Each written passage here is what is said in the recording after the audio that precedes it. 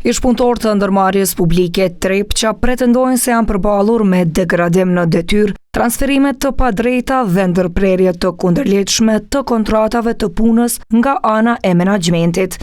Njëra nga ta, Valdete Shabani, thot se për më shumë se një dekadë ka punuar në administratë dhe financa, derisa sipas saj ndryshimet në menaxhment sollën edhe degradim të pozitës së saj në kompani. Në shtator të vitit 2024, unë kam pasur transferin e parë, ku jam larguar nga departamenti i flotacionit tuneli parë dhe jam dërguar në metalurgjinë e zinkut. Sipas saj, situata është përkeqësuar pasi kishte ushtruar ankesa në institucionet përkatëse.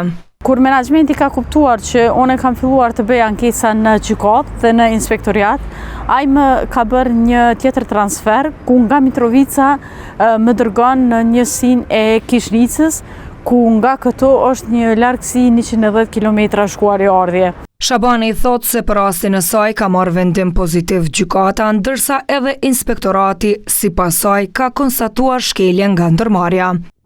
Ndërkohë akuzat të ngjashme ka ngritur edhe ish-punëtori Bahri Ibrahimi, i cili lidh ndërprerjen e kontratës së tij me gjendjen shëndetësore. Kam pas problem shëndetësor, faktikisht të marrë në kokë dhe po atë vetë jam operu, kurse ata ma kanë dërgu një ftesë në 8 muaj, sakt datën nuk e di, ma kanë dërgu ftesën për me shku në komision disiplinor edhe ma kanë shkut kontratën. Në anën tjetër, menaxhmenti i Trepqës i mohon këto pretendime. Kryeshefi Faton Ahmeti thot se ndërmarrja ka ndërmarrë masa për të rregulluar listat e pagave dhe për të adresuar mungesat në punë. Na kena pas punëtor që këtu nuk kanë ardhur punë nashti edhe me vite. Na kena kriju komisionin e ankesave që përbëhet ka 3 anëtar dhe komisionin disiplinor që përbëhet nga 3 anëtar.